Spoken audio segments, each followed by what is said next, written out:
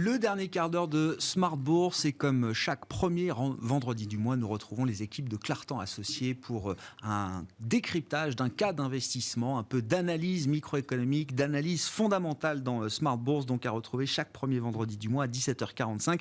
Et Guillaume Brisset qui nous accompagne pour ce rendez-vous ce soir. Bonsoir Guillaume.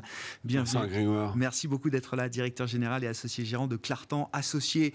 On avait déjà parlé textile avec vous, alors c'était pas la fois précédente, c'était la fois d'avant, avec un cas autrichien, si je me souviens bien, Lenzing. On parle d'un cas italien aujourd'hui. L'entreprise s'appelle Aquafil, donc j'ai dévoilé qu'elle était dans le monde du textile, mais que peut-on dire un peu de l'histoire d'Aquafil, qui a une grosse cinquantaine d'années d'existence, et de son activité dans le milieu du textile en l'occurrence? Alors, on reste un peu dans l'Empire austro-hongrois parce qu'on est au nord de l'Italie, au nord-est de l'Italie, à peu près au niveau de Venise et de Trieste. Donc, c'est vraiment juste en dessous de l'Autriche et contre la Slovénie. On est à Arco, petite ville au-dessus du lac de Garde. Et en 1965, un certain Carlo Bonazzi fonde cette entreprise, qui est une entreprise en fait de chimie, grosso modo, à la base, qui fait des fibres synthétiques, c'est-à-dire des fibres artificielles à partir de pétrole, et plus précisément du nylon, voilà, qu'on appelle techniquement un polyamide. Et il va développer son entreprise de nylon et il va la spécialiser dans essentiellement les moquettes et les tapis au départ. Voilà. Parce que tout ça, c'est du synthétique, tout ce que nous avons dans nos bureaux, dans nos intérieurs, et puis évidemment dans nos voitures. Ouais. Et une entreprise, alors si je reprends juste l'historique, c'est une entreprise qui est toujours une entreprise familiale aujourd'hui ? Exactement.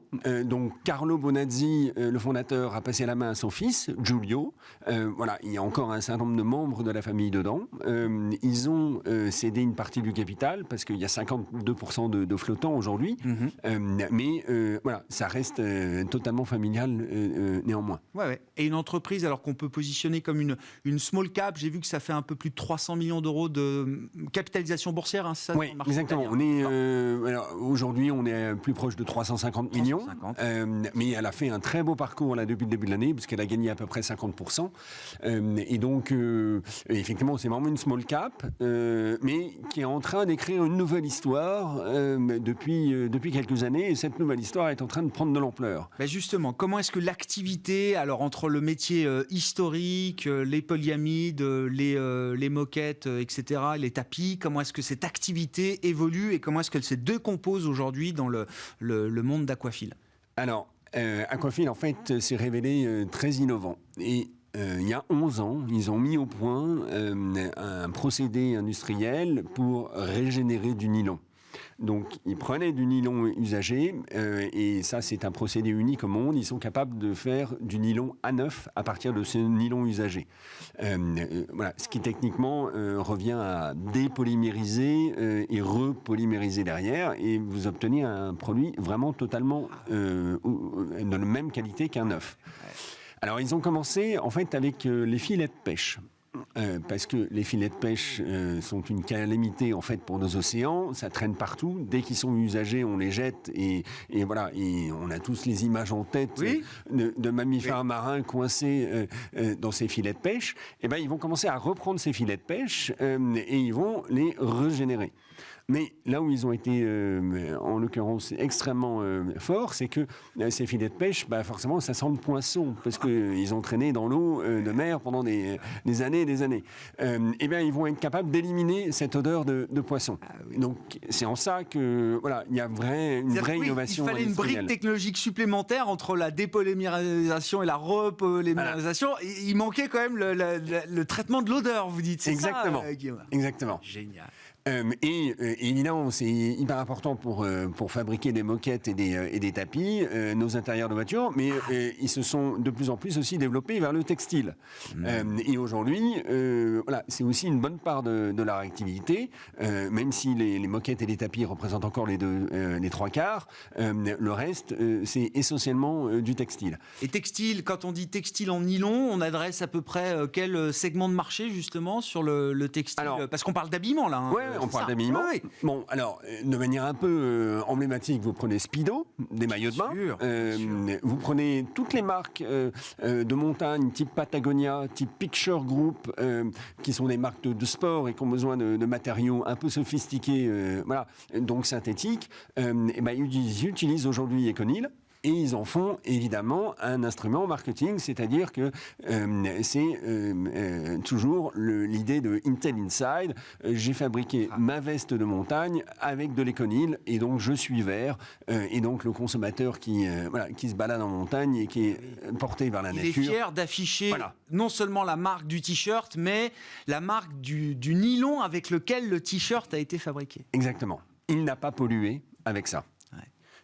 Puisque non seulement il n'a pas pollué, parce que fabriquer de l'Econil, c'est 90% d'émissions de CO2 en moins comparé à un nylon c'est normal, complètement ordinaire. circulaire avec 90% d'impact carbone en moins, quoi. Voilà, exactement. On retrouvait ça chez votre Autrichien Lenzing, cette idée qu'à un moment, le textile, la matière textile devient un produit, enfin devient une marque pour le consommateur final. Absolument. Absolument. Comment se répartit alors cette activité aujourd'hui d'Aquafil, et puis quelques montants. Alors là, dans l'analyse financière du dossier, qu'est-ce qu'on peut dire effectivement de la photographie, et puis donc où en est l'entreprise dans son cycle d'activité là? Alors, juste pour situer, ça sera à peu près 440 millions d'euros de chiffre d'affaires là, sur l'année 2021, normalement. Donc, vous voyez, on a une capitalisation boursière à 350 millions. Donc, moins que les ventes. On n'est pas cher de ce côté-là. L'activité, ces dernières années, n'a pas été très, très sereine du fait qu'ils ont énormément investi en 2018 et 2019. Et là aussi, ils arrivent en 2020, ils se sont lourdement endettés, donc ils avaient un endettement net de 3,7 fois leur EBITDA fin 2019, et ils se prennent 2020 avec un effondrement de l'activité, évidemment. Donc ça devient tendu, négociation avec les banques pour éviter que les covenants entrent en jeu, etc.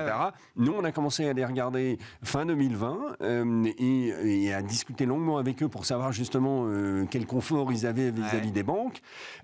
Ça passait, mais on a dû encore attendre quelques validations et nous on a investi début 2021 et en fait l'année 2021 marque un retour un peu booming de l'activité et donc l'endettement net décroît à une vitesse très rapide. On est à 2,7 fois à la fin du premier semestre. Là, au dernier chiffre de fin septembre, on était déjà retombé à 2,3 fois l'EBITDA.